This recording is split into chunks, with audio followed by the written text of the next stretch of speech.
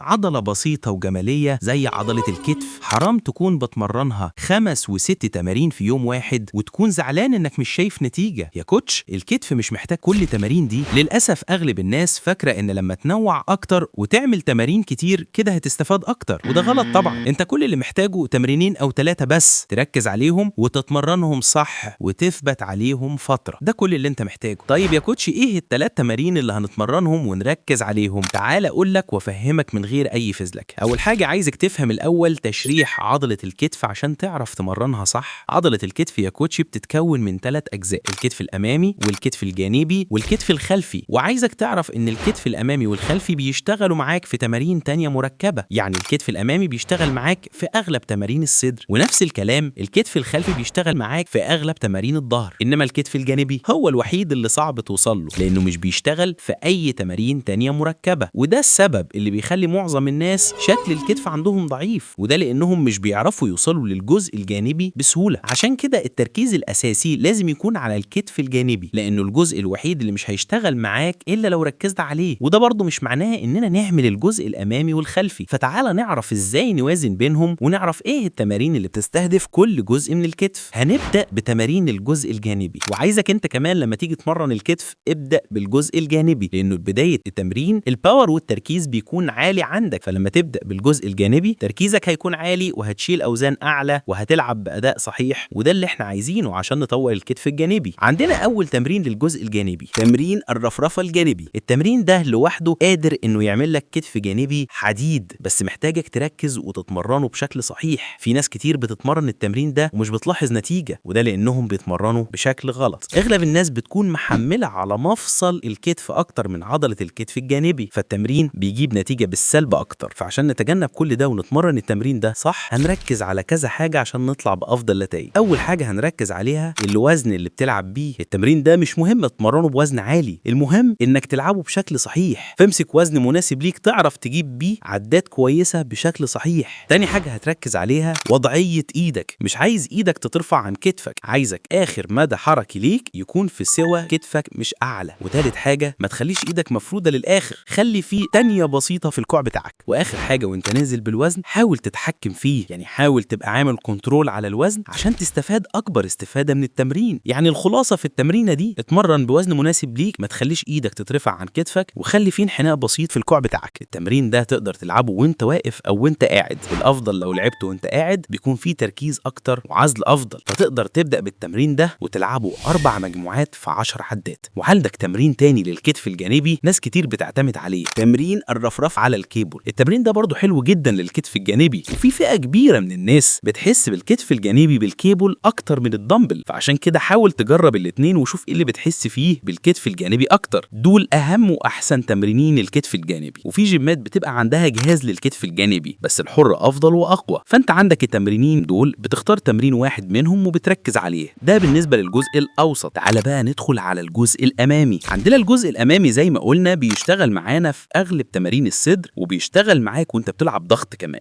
بالنسبه لتمارين الكتف الامامي عندنا كذا تمرين، احنا هنختار تمرين واحد بس، واختيار التمرين هيختلف على حسب النظام اللي بتتمرن عليه. يعني امتى مثلا لو ماشي على نظام بوش بول ليج فانت بتتمرن كل تمارين الدفع في يوم واحد، يعني بتتمرن عضله الصدر وعضله الكتف مع بعض. فهنا تمرين زي الدمبل شولدر بريس مش هيكون افضل حاجه ليك لانك استهدفت الكتف الامامي اصلا في تمارين الصدر. فهنا هتحاول تتمرن تمرين زي الحبل على الكيبل عشان تستهدف الجزء الامامي بشكل ادق. ولو انت مثلا بتمرن الكتف في يوم لوحده او ماشي على نظام ارنولد فالتمرين اللي هتركز عليه الجزء الامامي تمرينه الدمبل شولدر بريس. هيشغل الكتف الامامي بشكل قوي جدا، كمان هيشغل معاك الكتف الجانبي بس بشكل بسيط جدا. وعندك كمان كذا تمرين تاني بيستهدف الجزء الامامي من الكتف. بالنسبه لي تمرين الدمبل شولدر بريس لو بتمرن الكتف في يوم لوحده هيكون حلو جدا، ولو بتتمرن الكتف مع الصدر فتمرينه الحبل على الكيبل هيكون قوي جدا وهيركز على الكتف الامامي. تعال بقى ندخل على الكتف الخلفي. ناس كتير مش بتهتم بالكتف الخلفي، بيعتمدوا انه اشتغل معاهم في تمارين الظهر ومش بيتمرنوا خالص، وده مش افضل حاجه. فحاول انك تدخل حتى لو تمرينه واحده في الاسبوع للكتف الخلفي، هيفرق معاك جدا في تطوره عندك. واللي عايزك تعرفه ان الكتف الخلفي مش بس بيدي شكل جمالي لدراعك من الجنب، لا كمان بيدي شكل جمالي جدا للظهر. فاحنا برضه هنلعب له تمرينه واحده ونركز فيها على انه نلعب بشكل صحيح وبوزن معقول. عندنا برضه اكتر من تمرين. اول جهاز عندنا الفراشه. يا كوتش كوتش مش الجهاز ده لعضلة الصدر؟ ايوه فعلا، بس تقدر تقلبه وتتمرن عليه كتف خلفي عادي جدا بالشكل ده. تاني تمرين عندنا بالحبل على الكيبل بالشكل ده، وعندنا تالت تمرين بالدمبل بالشكل ده، تقدر تتمرنه وانت واقف او انت قاعد. فتمارين الكتف الخلفي كتير جدا، ركز على تمرين واحد منهم وشوف اكتر تمرين فيهم بتحس بعضلة الكتف الخلفي. فالخلاصة انت في يوم الكتف ابدأ بالكتف الجانبي وبعدين الامامي واختم بالخلفي. وطبعا فهمنا ليه نبدأ بالجانبي مش الامامي. هتلعب تمرينة واحدة لكل جزء من الكتف، والجزء الجانبي هنركز على انه نزود عدد المجموعات نخليهم 4 كده. لو جيت حسبتها تمرين جانبي 4 مجموعات، وتمرين امامي 3 مجموعات، وتمرين خلفي 3 مجموعات، يعني اسبوعيا بتلعب حوالي 10 مجموعات، وده حلو جدا للكتف. طيب يا كوتش بالنسبة للناس اللي بتتمرن في البيت نتمرن الكتف ازاي؟ نفس الكلام، هنمرن كل جزء من الكتف بتمرين لوحده. لو عندك دمبلز في البيت الموضوع هيكون بسيط، تقدر تعمل نفس التمرين اللي في الجيم بالدمبلز في البيت. طيب يا كوتش اللي معهوش دمبلز يعمل ايه؟ بالنسبة للكتف الجانبي تقدر تستبدل الدمبلز بشنطة. جيب اي شنطة عندك وضيف فيها وزن زيادة وابدأ العب بيها رفرفة جانبي بالشكل ده. بالنسبة للجزء الامامي عندنا تمرين البايك بوش اب بالشكل ده. بالنسبة للجزء الخلفي هتتمرن على العقلة بالشكل ده. فالخلاصة يا كوتش لو بتتمرن في الجيم او البيت ما تزودش تمارين، 3 تمارين كفاية جدا. ركز على اوزانك وادائك، مش انك تنوع وتكتر في التمارين. لو استفدت من فيديو النهارده ما تنساش تصلي على النبي وتعمل لايك وسبسكرايب يا وحش، واكتبوا لي في الكومنتس عايزين الفيديو الجاي يكون عن اي عضلة. سلام.